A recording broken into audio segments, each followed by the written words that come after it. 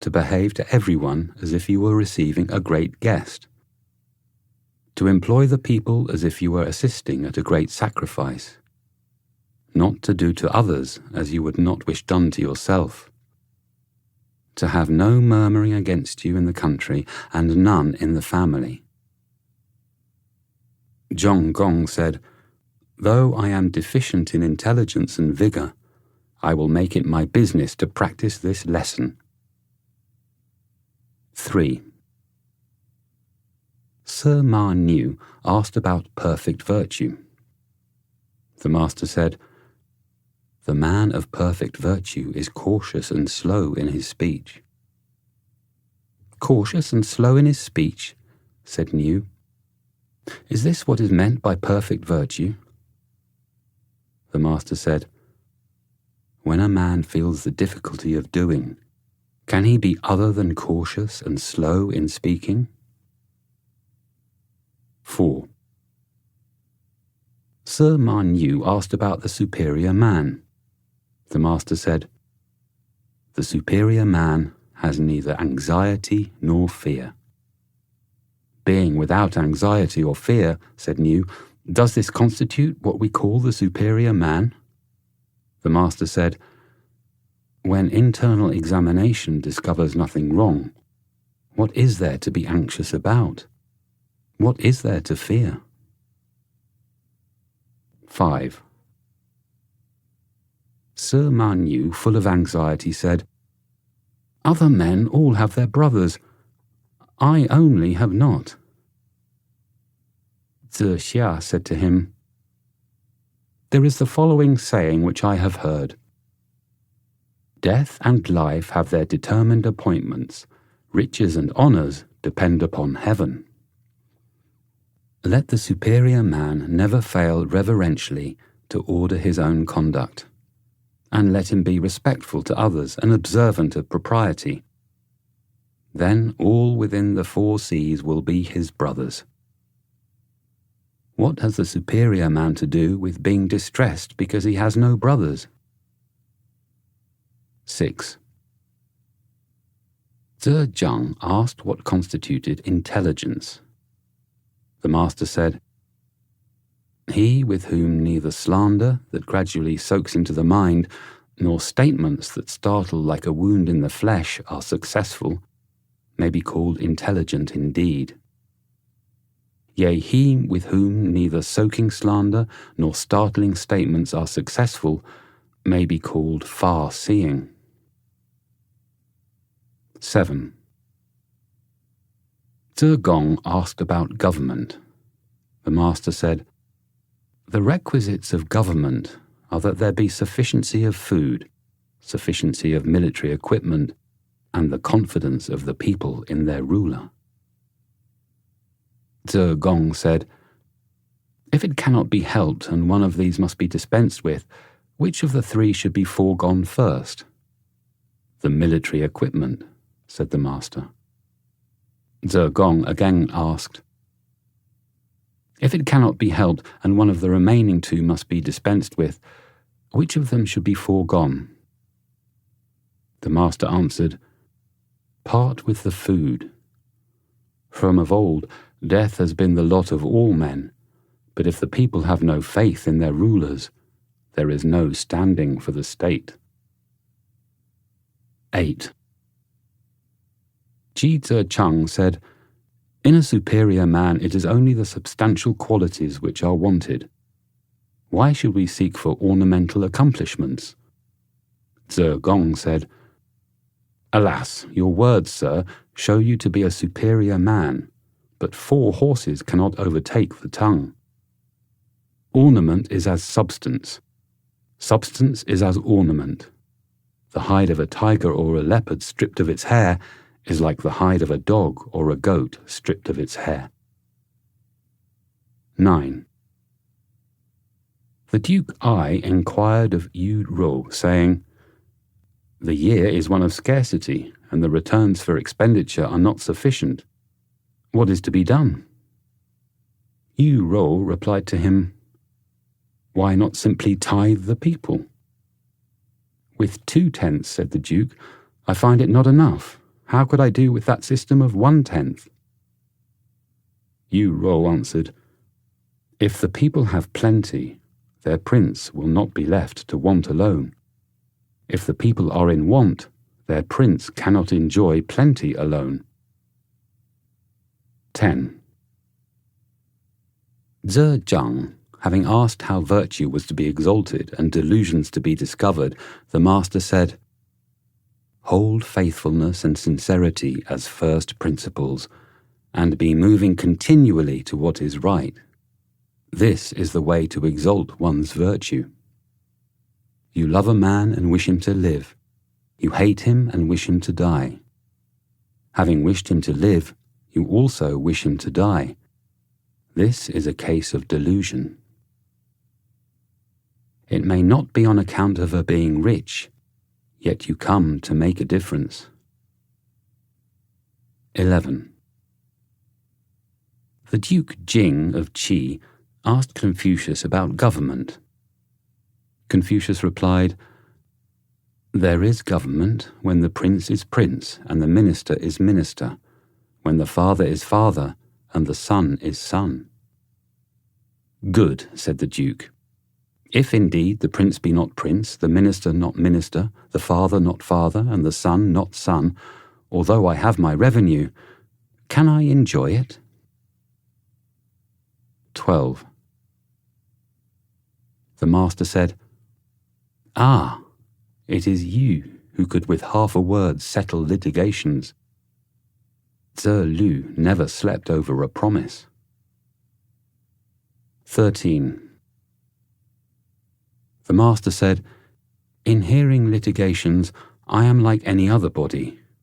What is necessary, however, is to cause the people to have no litigations.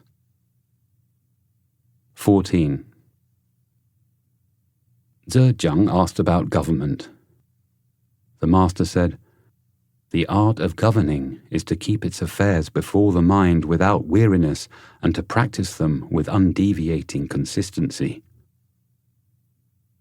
15. The master said, By extensively studying all learning and keeping himself under the restraint of the rules of propriety, one may thus likewise not err from what is right. 16. The master said, The superior man seeks to perfect the admirable qualities of men and does not seek to perfect their bad qualities. The mean man does the opposite of this. 17. Ji Kang asked Confucius about government. Confucius replied, To govern means to rectify. If you lead on the people with correctness, who will dare not to be correct? 18. Ji Kang, distressed about the number of thieves in the state, inquired of Confucius how to do away with them. Confucius said, If you, sir, were not covetous, although you should reward them to do it, they would not steal. 19. Ji Kang asked Confucius about government, saying, What do you say to killing the unprincipled for the good of the principled? Confucius replied, Sir, in carrying on your government, why should you use killing at all? Let your evinced desires be for what is good, and the people will be good. The relation between superiors and inferiors is like that between the wind and the grass. The grass must bend when the wind blows across it. 20. Zhejiang asked, What must the officer be who may be said to be distinguished? The master said, What is it you call being distinguished? Zhejiang replied, It is to be heard of through the state, to be heard of throughout his clan. The master said, That is notoriety, not distinction. Now the man of distinction is solid and straightforward and loves righteousness. He examines people's words and looks at their countenances. He is anxious to humble himself to others. Such a man will be distinguished in the country. He will be distinguished in his clan. As to the man of notoriety, he assumes the appearance of virtue, but his actions are opposed to it, and he rests in this character without any doubts about himself. Such a man will be heard of in the country. He will be heard of in the clan. 21. Fan Zhi, rambling with the master under the trees about the rain altars, said, I venture to ask how to exalt virtue, to correct cherished evil, and to discover delusions. The master said, Truly a good question.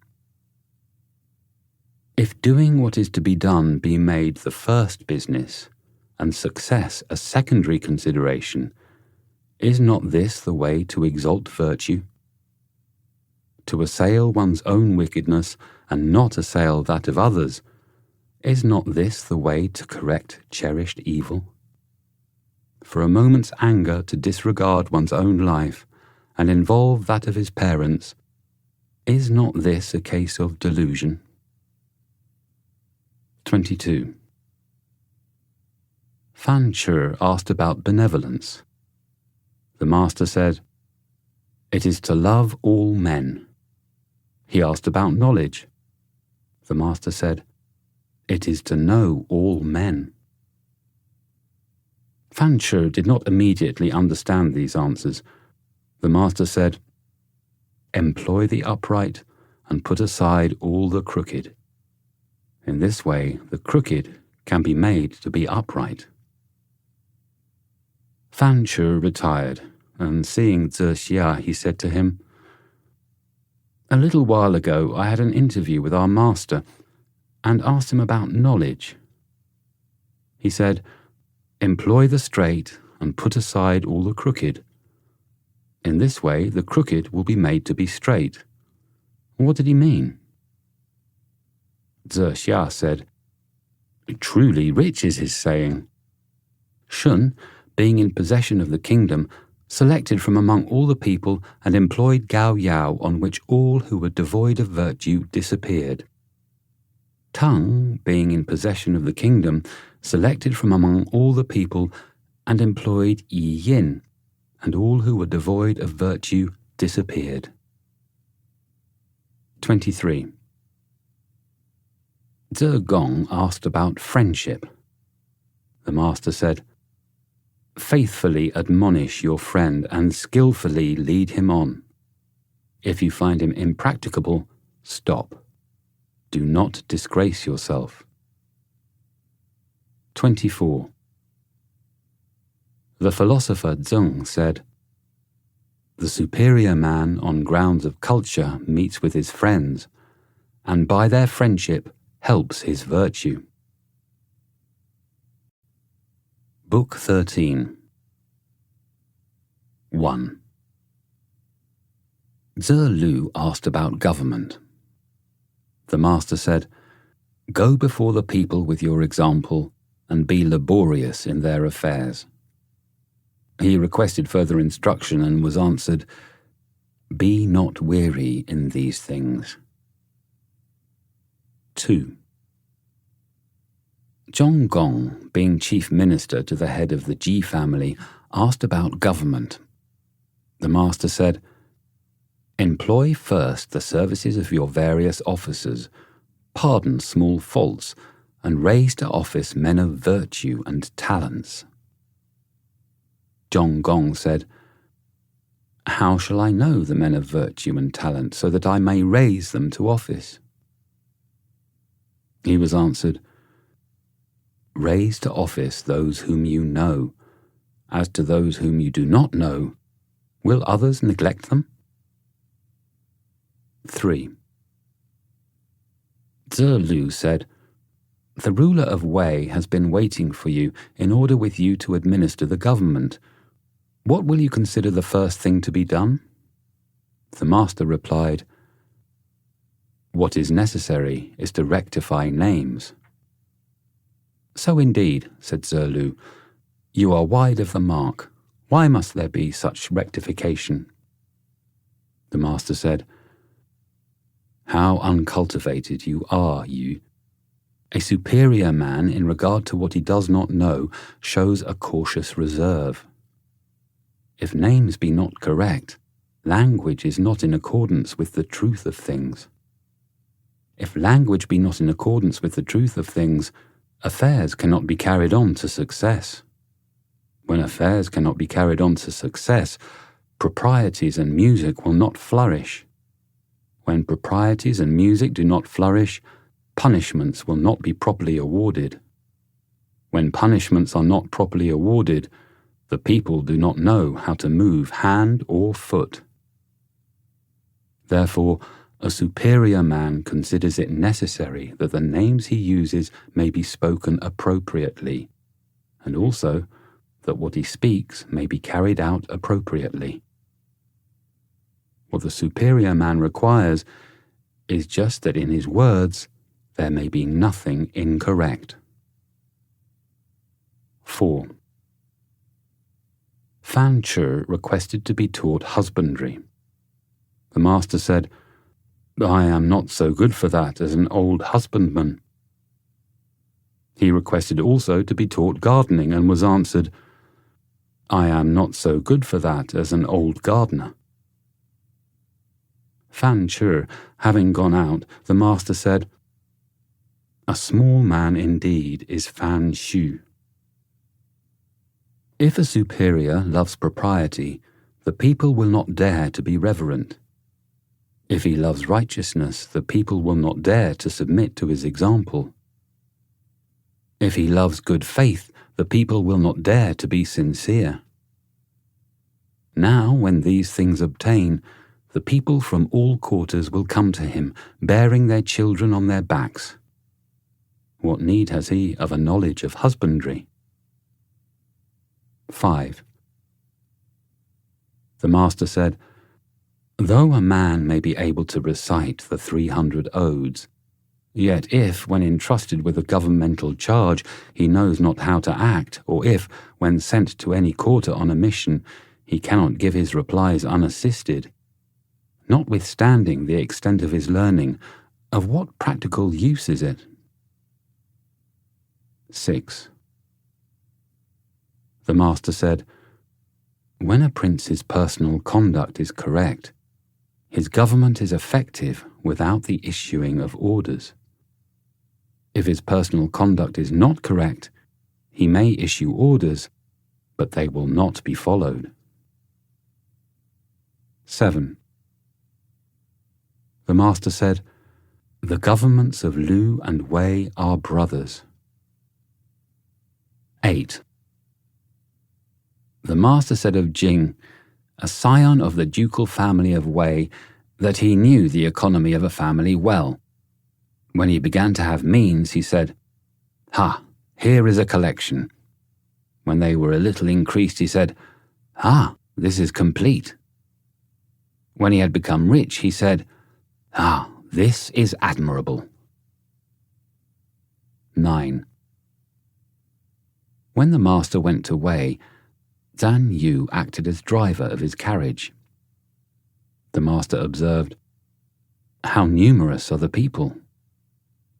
Yu said, "Since they are thus numerous, what more shall be done for them?" "Enrich them," was the reply. "And when they have been enriched, what more shall be done?" The master said, "Teach them." 10. The master said, "If there were any of the princes who would employ me in the course of 12 months, I should have done something considerable. In 3 years, the government would be perfected." 11. The master said, "If good men were to govern a country in succession for 100 years, they would be able to transform the violently bad and dispense with capital punishments. True indeed is this saying." 12.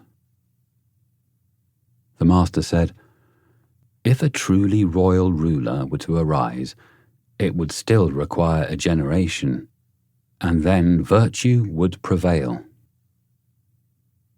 13. The master said, "If a minister make his own conduct correct, what difficulty will he have in assisting in government? If he cannot rectify himself, what has he to do with rectifying others?" 14. The disciple ran. Returning from the court, the master said to him, "How are you so late?" He replied, "We had government business." The master said, "It must have been family affairs. If there had been government business, though I am not now in office, I should have been consulted about it." 15. The Duke Ding asked whether there was a single sentence which could make a country prosperous. Confucius replied, "Such an effect cannot be expected from one sentence. There is a saying, however, which people have: to be a prince is difficult, to be a minister is not easy.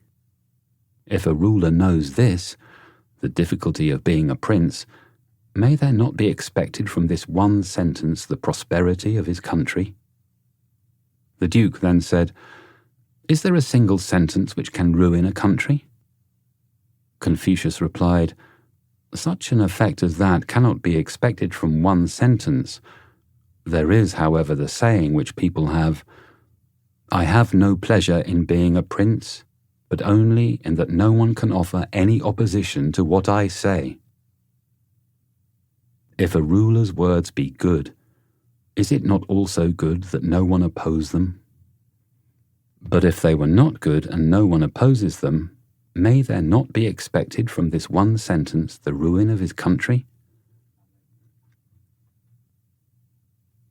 16. The Duke of Shi asked about government. The master said, "Good government obtains when those who are near are made happy, and those who are far off are attracted." 17.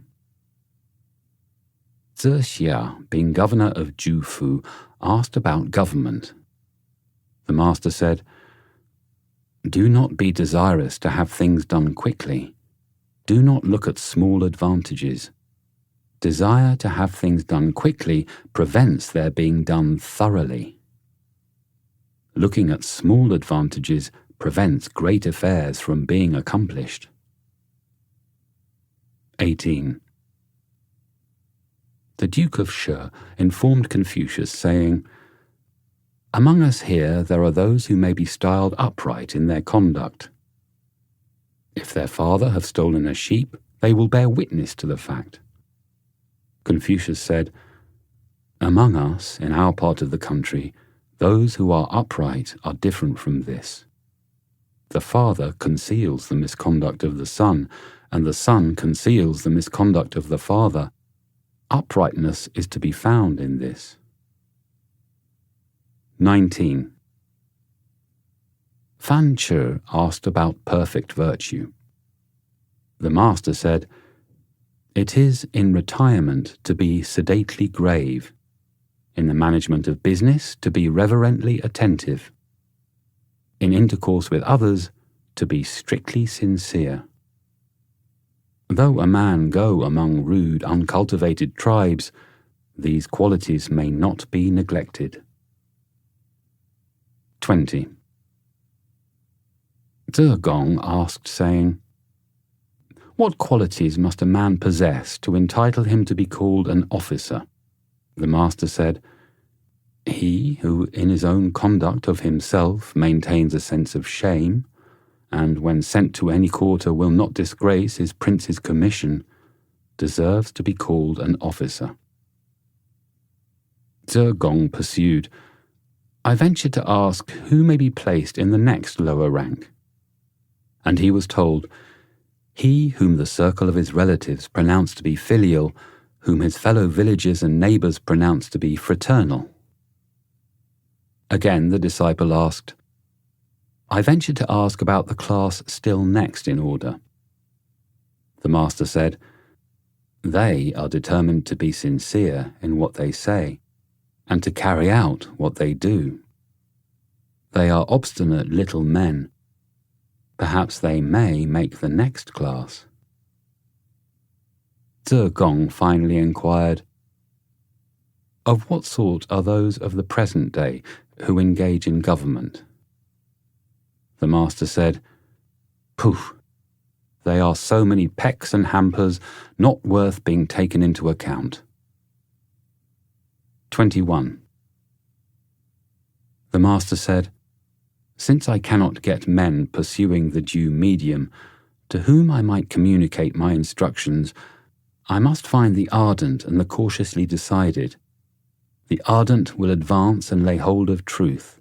The cautiously decided will keep themselves from what is wrong." 22.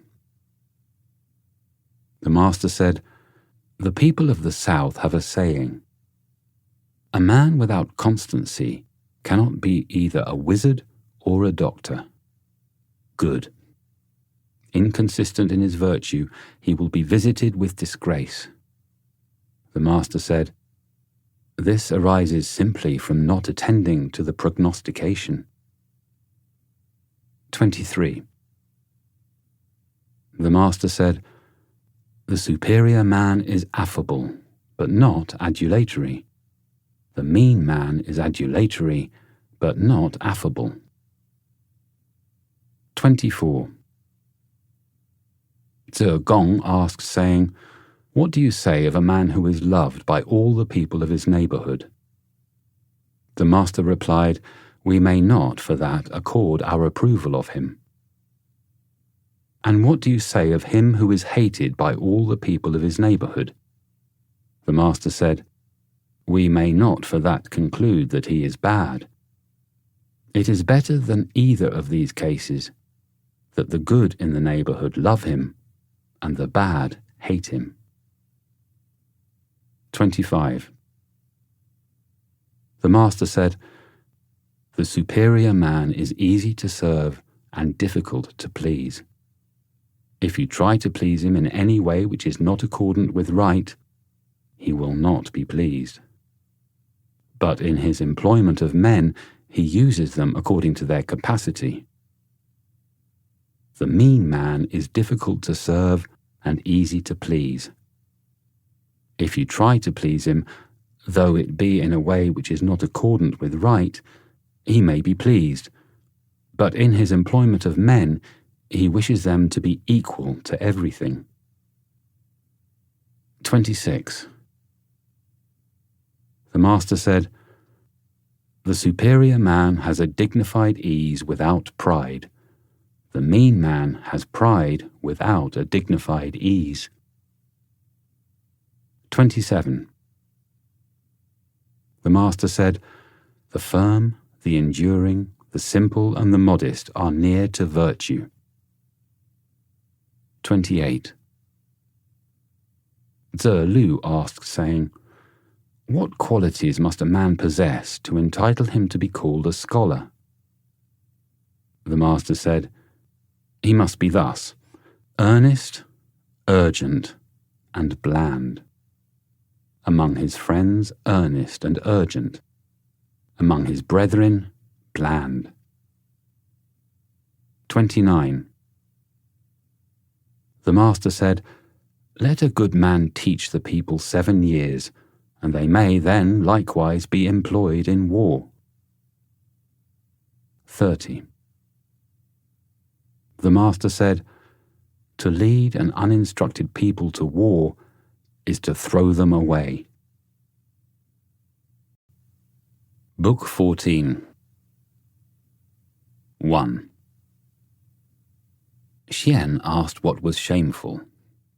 The master said, "When good government prevails in a state, to be thinking only of salary, and when bad government prevails, to be thinking in the same way only of salary. This is shameful." 2. When the love of superiority, boasting, resentments, and covetousness are repressed, This may be deemed perfect virtue. The master said, This may be regarded as the achievement of what is difficult, but I do not know that it is to be deemed perfect virtue. 3. The master said, The gentleman who cherishes the love of comfort is not fit to be deemed a gentleman. 4. The master said, When good government prevails in a state, language may be lofty and bold and actions the same. When bad government prevails, the actions may be lofty and bold, but the language may be with some reserve. 5. The master said, The virtuous will be sure to speak correctly, but those whose speech is good may not always be virtuous. Men of principle are sure to be bold, but those who are bold may not always be men of principle. 6. Nan Gongquo, submitting an inquiry to Confucius, said, I was skillful at archery, and Ao could move a boat along upon the land, but neither of them died a natural death. Yu and Ji personally wrought at the toils of husbandry, and they became possessors of the kingdom. The master made no reply, but when Nan Gongquo went out, he said, A superior man indeed is this. An admirer of virtue indeed is this. 7. The master said, Superior men, and yet not always virtuous, there have been, alas. But there never has been a mean man and at the same time virtuous. 8. The master said, Can there be love which does not lead to strictness with its object? Can there be loyalty which does not lead to the instruction of its object? 9. The master said, In preparing the governmental notifications, Pi Chun first made the rough draft.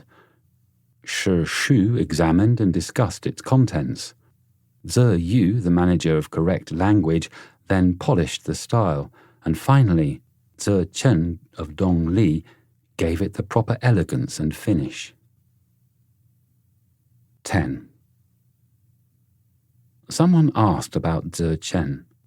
The master said, He was a kind man. He asked about Zi Shi. The master said, That man. He asked about Guanzhong. For him, said the master, the city of Bian, with 300 families, was taken from the chief of the Bo family, who did not utter a murmuring word, though to the end of his life he had only coarse rice to eat. 11. The master said, To be poor without murmuring is difficult. To be rich without being proud is easy. 12. The master said, Meng Gongchuo is more than fit to be chief officer in the families of Zhao and Wei, but he is not fit to be great officer in either the states of Dang or Xie. 13. Zi Lu asked what constituted a complete man.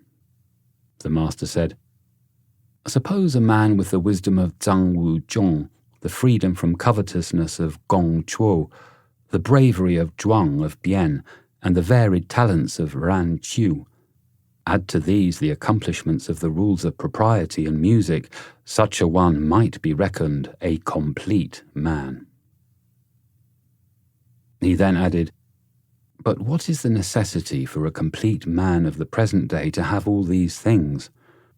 The man who, in the view of gain, thinks of righteousness, who, in the view of danger, is prepared to give up his life, and who does not forget an old agreement, however far back it extends, such a man may be reckoned a complete man. 14. The master asked Gong Mingjia about Gong Shu Wen, saying, "Is it true that your master speaks not, laughs not, and takes not?" Gong Mingjia replied, "This has arisen from the reporters going beyond the truth. My master speaks when it is the time to speak, and so men do not get tired of his speaking. He laughs when there is occasion to be joyful, and so men do not get tired of his laughing.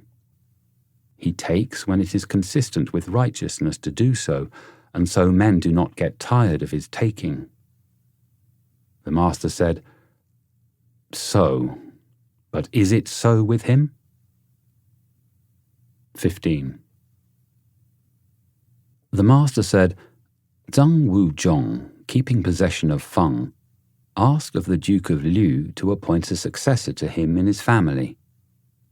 Although it may be said that he was not using force with his sovereign, I believe he was." 16. The master said, "The Duke Wen of Jin was crafty and not upright. The Duke Huan of Qi was upright and not crafty." 17. Zhe Liu said, "The Duke Huan caused his brother Jiu to be killed when Xiao Hu died with his master, but Guang Zhong did not die.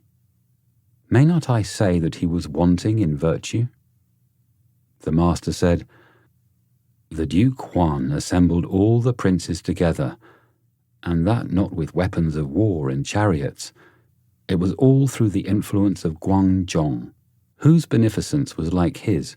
Whose beneficence was like his?" 18.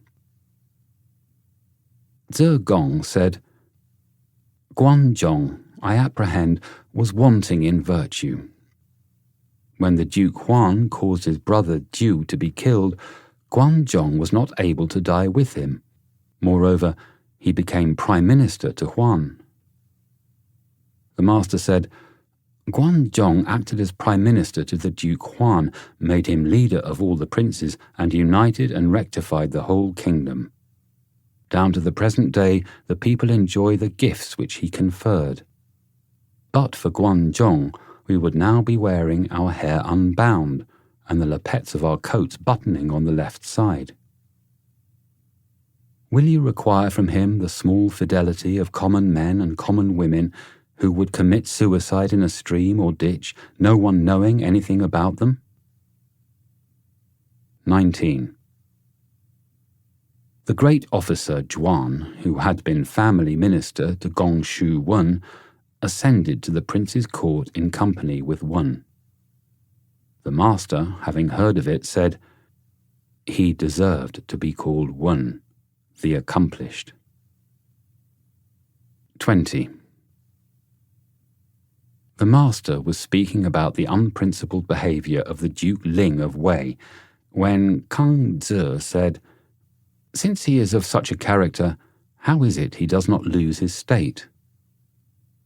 Confucius said, "Zhong Shu Yu has the superintendence of his guests and of strangers.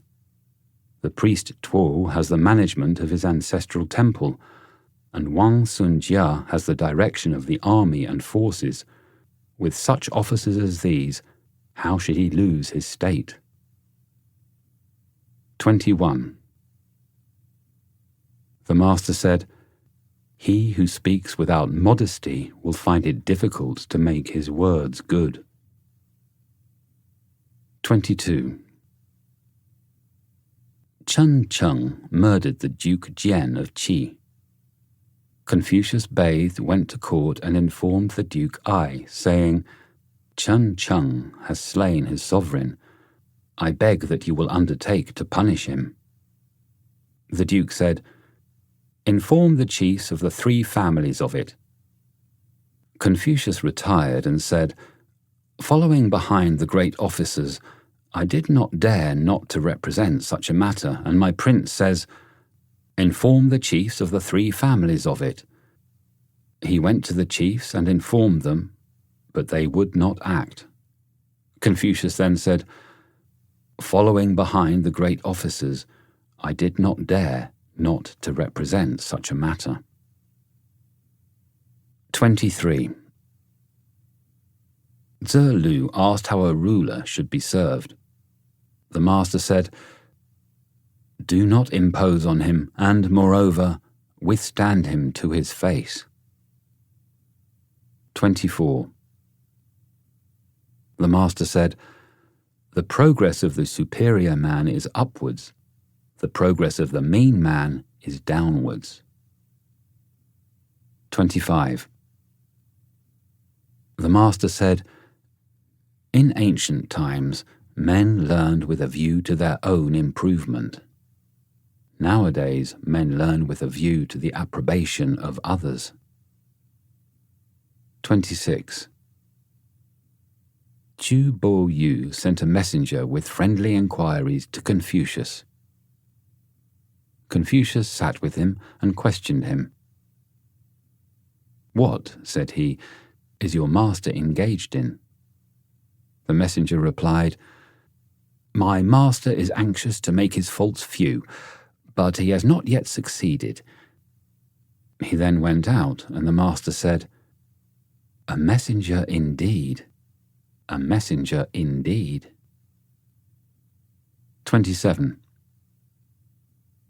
The master said, "He who is not in any particular office has nothing to do with plans for the administration of its duties."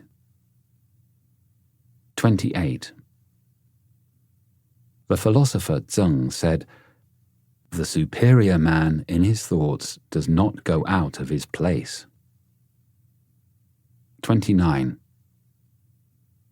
The master said, "The superior man is modest in his speech, but exceeds in his actions."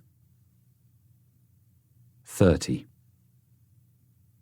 The master said, "The way of the superior man is threefold, but I am not equal to it.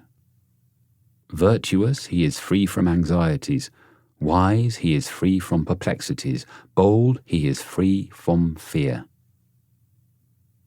Zhe Gong said, "Master, that is what you yourself say."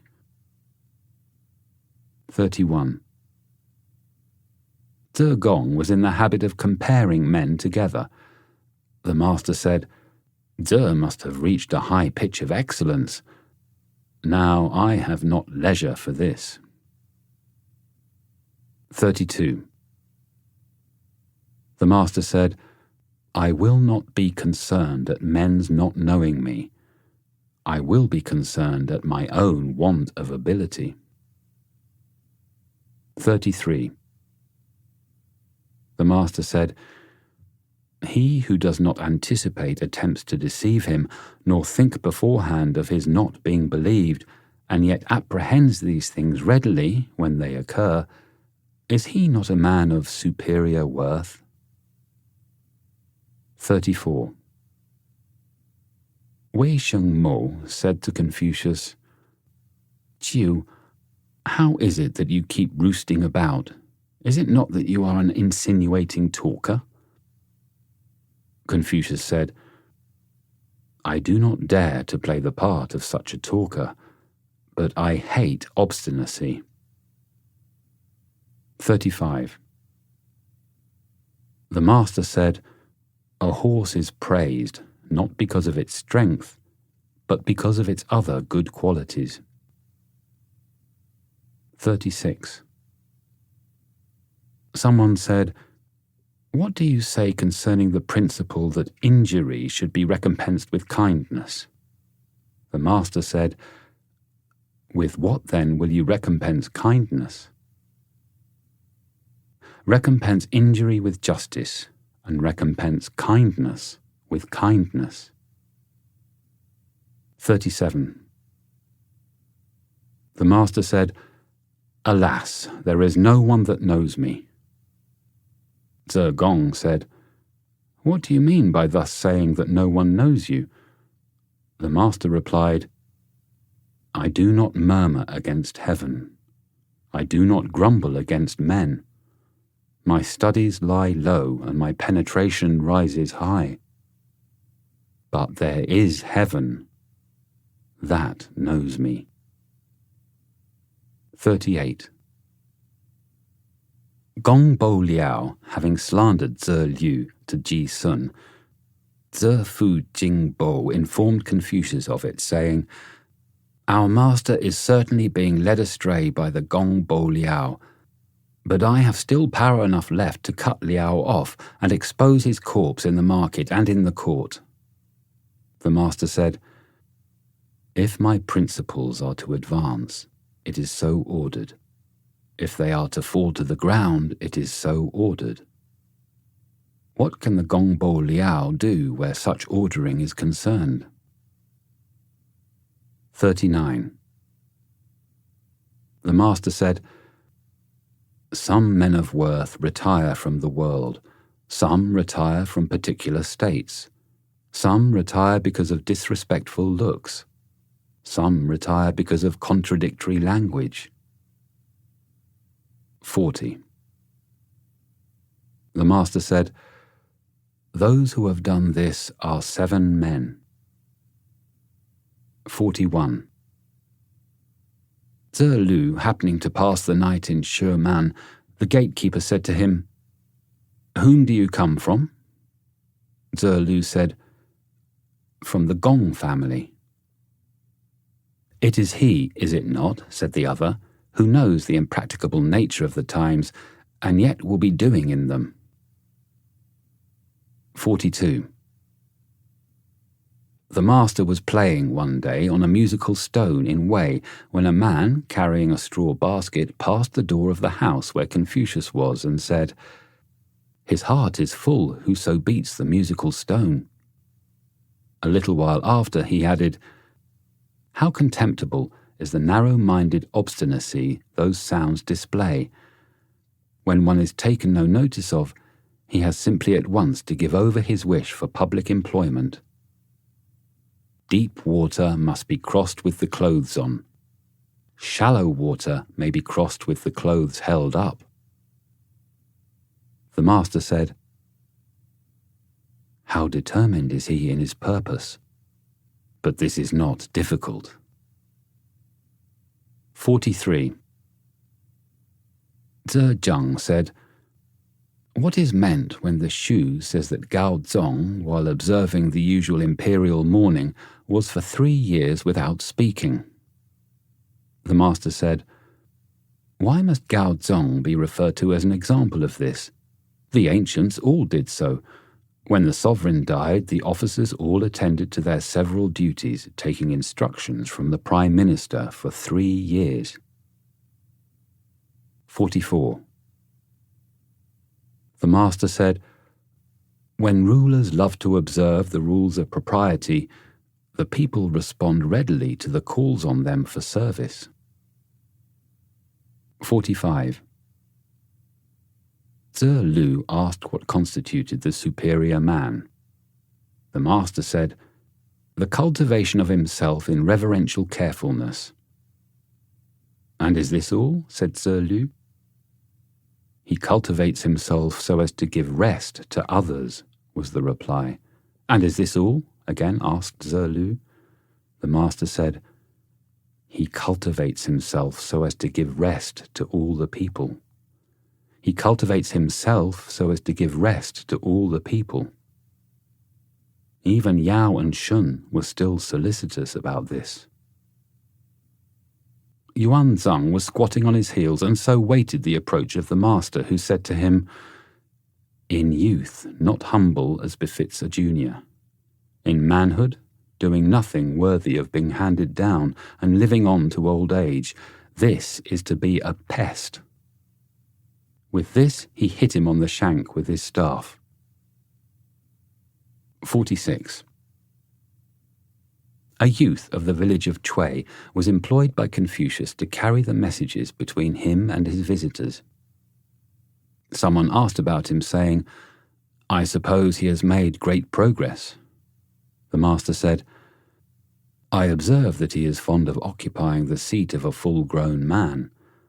I observe that he walks shoulder to shoulder with his elders. He is not one who is seeking to make progress in learning. He wishes quickly to become a man." Book 15. 1. The Duke Ling of Wei asked Confucius about tactics. Confucius replied, "I have heard all about sacrificial vessels, but I have not learned military matters." On this he took his departure the next day. When he was in Jun, their provisions were exhausted, and his followers became so ill that they were unable to rise. Tze Lu, with evident dissatisfaction, said, "Has the superior man likewise to endure in this way?" The master said, "The superior man may indeed have to endure want, but the mean man, when he is in want, gives way to unbridled license." 2. The master said, "Tze, you think, I suppose, that I am one who learns many things and keeps them in memory." Tze Gong replied, "Yes, but perhaps it is not so?" "No," was the answer. "I seek a unity all-pervading." 3. The master said, "Those who know virtue are few." 4. The master said, "May not Shun be instanced as having governed efficiently without exertion? What did he do? He did nothing but gravely and reverently occupy his royal seat." 5. Tze Zheng asked how a man should conduct himself so as to be everywhere appreciated.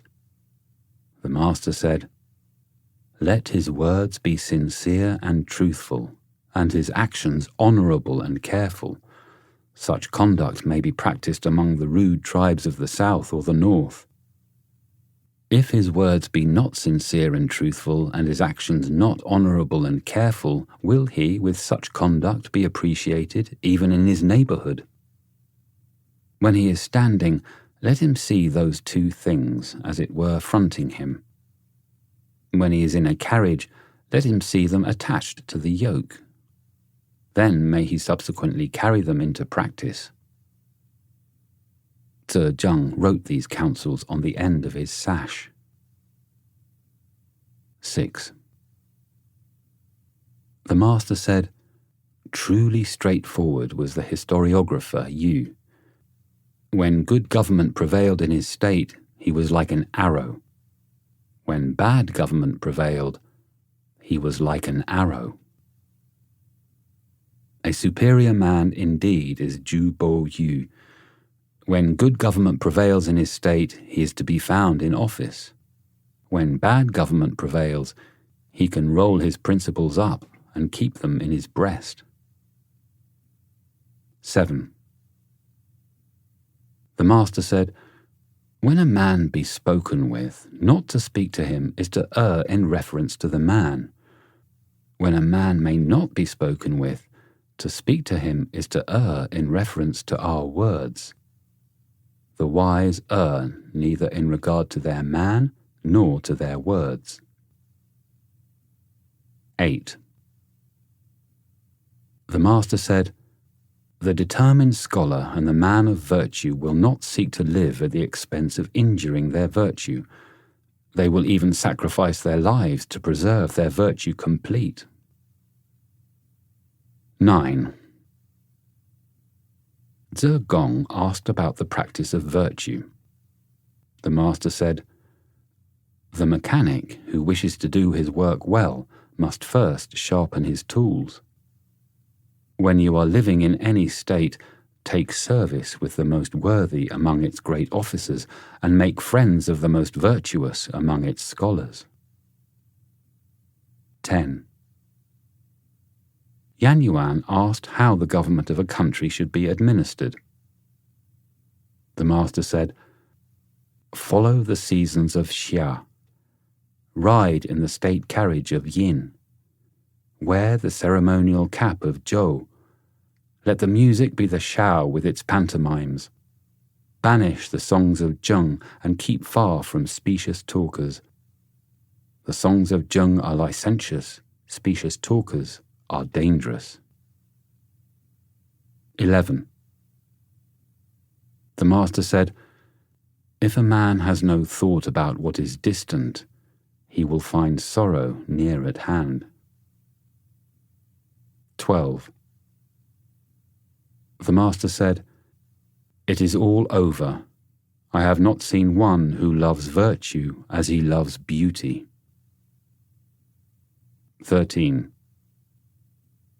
The Master said, "Was not Zhang Wen like one who had stolen his situation? He knew the virtue and the talents of Hui of Liu Xia, and yet did not procure that he should stand with him in court." 14. The Master said, "He who requires much from himself and little from others will keep himself from being the object of resentment." 15. The Master said, "When a man is not in the habit of saying, 'What shall I think of this? What shall I think of this?' I can indeed do nothing with him." 16. The Master said, "When a number of people are together for a whole day without their conversation turning on righteousness, and when they are fond of carrying out the suggestions of a small shrewdness, theirs is indeed a hard case." 17. The Master said, "The superior man in everything considers righteousness to be essential. He performs it according to the rules of propriety. He brings it forth in humility. He completes it with sincerity. This is indeed a superior man." 18. The Master said, "The superior man is distressed by his want of ability. He is not distressed by men's not knowing him." 19. The Master said, "The superior man dislikes the thought of his name not being mentioned after his death." 20. The Master said, "What the superior man seeks is in himself. What the mean man seeks is in others." 21. The Master said, "The superior man is dignified but does not wrangle. He is sociable but not a partisan." 22. The Master said, "The superior man does not promote a man simply on account of his words, nor does he put aside good words because of the man." 23. Zhe Gong asked, saying, "Is there one word which may serve as a rule of practice for all one's life?" The Master said, "Is not reciprocity such a word? What you do not want done to yourself, do not do to others." 24. The Master said, "In my dealings with men, whose evil do I blame, whose goodness do I praise beyond what is proper? If I do sometimes exceed in praise, there must be ground for it in my examination of the individual. This people supplied the ground why the 3 dynasties pursued the path of straightforwardness." 25. The Master said, "Even in my early days, a historiographer would leave a blank in his text, and he who had a horse would lend him to another to ride. Now, alas, there are no such things." 26. The Master said, "Specious words confound virtue. Want of forbearance in small matters confounds great plans." 27. The Master said, "When the multitude hate a man, it is necessary to examine into the case. When the multitude like a man, it is necessary to examine into the case." 28. The Master said, A man can enlarge the principles which he follows. Those principles do not enlarge the man. 29. The Master said, "To have faults and not to reform them, this indeed should be pronounced having faults." 30. The Master said, "I have been the whole day without eating, and the whole night without sleeping, occupied with thinking. It was of no use. The better plan is to learn." 31. The Master said, "The object of the superior man is truth. Food is not his object. There is ploughing, even in that there is sometimes hunger, so with learning. Emolument may be found in it. The superior man is anxious lest he should not get truth. He is not anxious lest poverty should come upon him." 32. The Master said, "When a man's knowledge is sufficient to attain, and his virtue is not sufficient to enable him to hold, whatever he may have gained, he will lose again. When his knowledge is sufficient to attain, and he has virtue enough to hold fast, if he cannot govern with dignity, the people will not respect him. When his knowledge is sufficient to attain, and he has virtue enough to hold fast, when he governs also with dignity, yet if he try to move the people contrary to the rules of propriety, full excellence is not reached." 33. The Master said, "The superior man cannot be known in little matters, but he may be entrusted with great concerns. The small man may not be entrusted with great concerns, but he may be known in little matters." 34. The Master said, "Virtue is more to man than either water or fire. I have seen men die from treading on water and fire, but I have never seen a man die from treading the course of virtue." 35. The Master said, "Let every man consider virtue as what devolves on himself. He may not yield the performance of it even to his teacher." 36. The Master said, "The superior man is correctly firm, and not firm merely." 37. The Master said, "A minister, in serving his prince, reverently discharges his duties and makes his emolument a secondary consideration." 38. The Master said, "In teaching there should be no distinction of classes." 39. The Master said, "Those whose courses are different cannot lay plans for one another." 40. The Master said, "In language it is simply required that it convey the meaning." 41. The music master, Mien, having called upon him when they came to the steps, the Master said, "Here are the steps." When they came to the mat for the guest to sit upon, he said, "Here is the mat."